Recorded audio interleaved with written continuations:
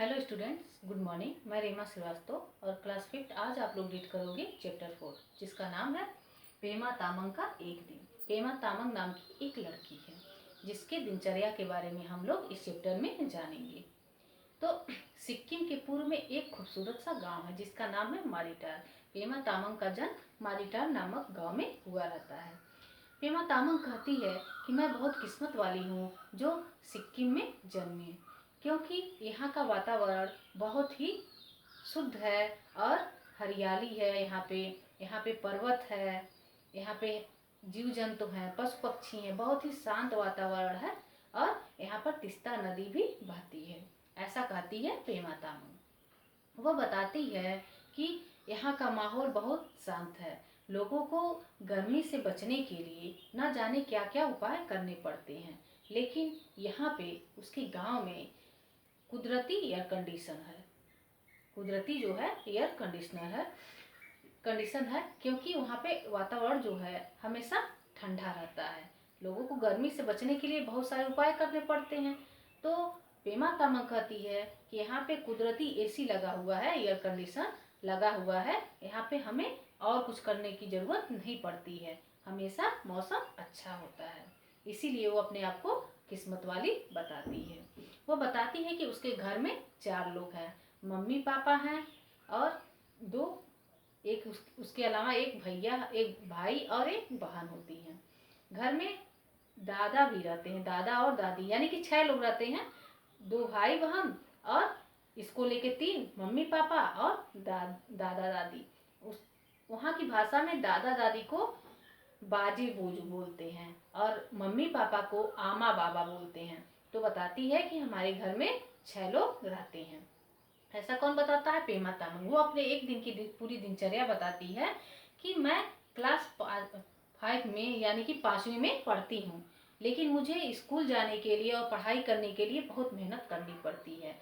सुबह 5 बजे उठना पड़ता है और उठते ही सीधे तीस्ता नदी की ओर भागते हैं और वहाँ तीस्ता नदी का पानी चेहरे पे पड़ते ही नींद मानो गायब हो जाती है। और उसके बाद जंगल से लकड़ी तोड़कर लाना पड़ता है। फिर उसके बाद लकड़ी पे खाना बनता है और 9 बजे ये क्या करती है, फिर अपना नाश्ता करती है, कुछ खाती पीती है, जिसमें थुपमा खाती है। उसको बोलती है कि थुपमा खाती है, जिसका वहाँ पे नाम रहता है, लेकिन जो हम लोगों की भाषा में है वो है नूडल्स वगैरह, जूस वगैरह लेती है। फिर उसके बाद मोमो, सब्जी, रोटी, ये सब चीज़ें खाती है और उसके बाद स्कूल भागती है।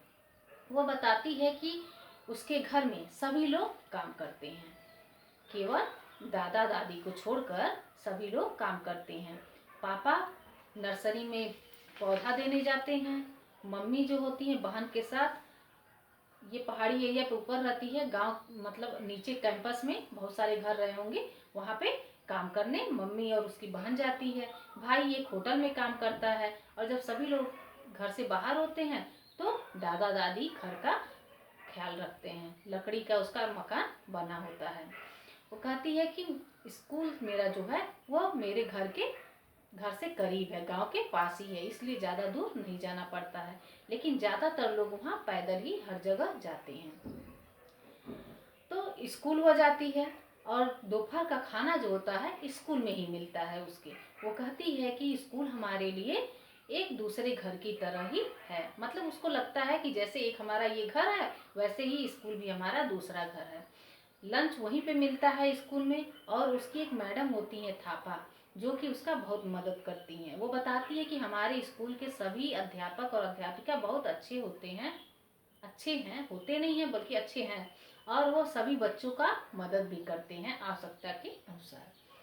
थापा मैडम उसको बहुत मानती हैं और उनसे ही प्रेरित होकर पेमा चाहती है कि वो कम से कम 10वीं तक पढ़े और आगे नौकरी करे, ऐसा वो चाहती है।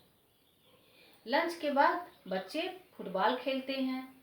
फुटबॉल खेलने के बाद बच्चे जो होते हैं, कभी कभी फुटबॉल खेलने में क्या होता है कि लड़कियों का टीम जो होता है वो लड़कों की टीम को हरा भी देती है। और स्कूल में बहुत सारे बच्चे पौधे लगाए हैं, उनमें बहुत सारे फूल के और कुछ फल के हैं पौधे। पेमा तामंग बताती है कि पढ़ने के अलावा और फुटबॉल खेलने के अलावा उसे नाचने का बहुत शौक होता है। नृत्य की शौकीन होती है और फुटबॉल खेलना उसको बहुत पसंद होता है।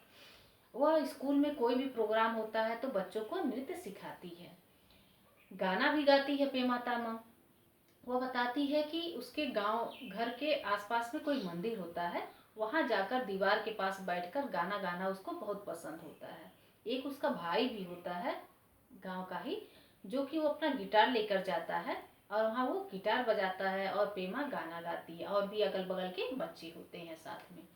तो पेमा बताती है कि उसको बहुत अच्छा लगता है अपने गांव में और ऐसे ही उसकी पढ़ाई होती है। फिर वो जब ये सब, अभी तो मंदिर वाली वो बात बताती है, लेकिन उसके स्कूल में छुट्टी होता है 3:45 बजे। 3:45 बजे जब छुट्टी होता है तो सीधे घर की ओर बच्चे भागते हैं।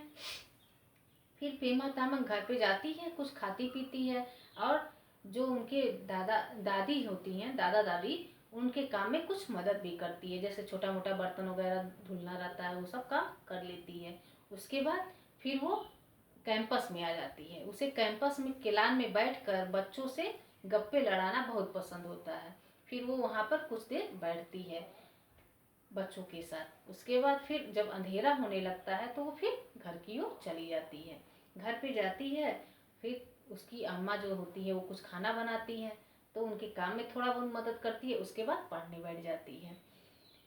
पढ़ने के बाद खाना खाते हैं सब लोग और सब लोग सो जाते हैं। फिर पेमा तामंग कहती है कि खाने के बाद बिस्तर पे आते हैं हम लोग, फिर सोते हैं और ईश्वर का प्रार्थना करते हैं अपनी भाषा में वहाँ के, और ईश्वर का प्रार्थना करते हुए हम सो जाते हैं। पेमा तामंग ये भी बताती है कि उसके पापा जो होते हैं वह गंगटोक जाते हैं। सिक्किम की राजधानी होती है गंगटोक, वहाँ उसके पापा जाते हैं अक्सर काम के वजह से, क्योंकि वो नर्सरी में पौधा लगाते हैं, नर्सरी के में पौधा देने जाते हैं तो वो गंगटोक में भी जाते हैं देने और अगल बगल के भी क्षेत्र में देने जाते हैं। तो वो बताती है कि मैं 3 बार गंगटोक गई हूँ, वहाँ बहुत अच्छा लगता है, लेकिन वहाँ पे एक ही दिक्कत है कि बहुत भीड़ रहती है, लेकिन पहाड़ी पे बसे होने के कारण वह बहुत सुंदर लगता है और बहुत अच्छा लगता है, ऐसा वह बताती है। और ये भी बताती है कि उसके पापा जब वहाँ से वापस आते हैं तो बच्चों के लिए खिलौने लाते हैं, खाने पीने वाली चीज़ें लाते हैं, और उसमें भी जब साफ आले लाते हैं उसके पिताजी, वो बहुत पसंद आता है पेमा को। यह एक मैदे को बेल कर उसमें मांस भर कर भाप दिलाकर तला जाता है, ऐसा कुछ डिश होता है, ऐसा कुछ पकवान होता है। वो बताती है कि ये पकवान मेरी मम्मी, मतलब मेरी अम्मा, जब घर में कोई त्योहार पड़ता है तब भी बनाती है। तो ये रहा माझीटार के एक गांव में रहने वाली पेमा तामंग की पूरी एक दिन की कहानी। उम्मीद है आप लोग को अच्छा लगा होगा। क्लास 5th नेक्स्ट चैप्टर हम लोग नेक्स्ट डे पढ़ेंगे। तब तक के लिए धन्यवाद। Bye bye.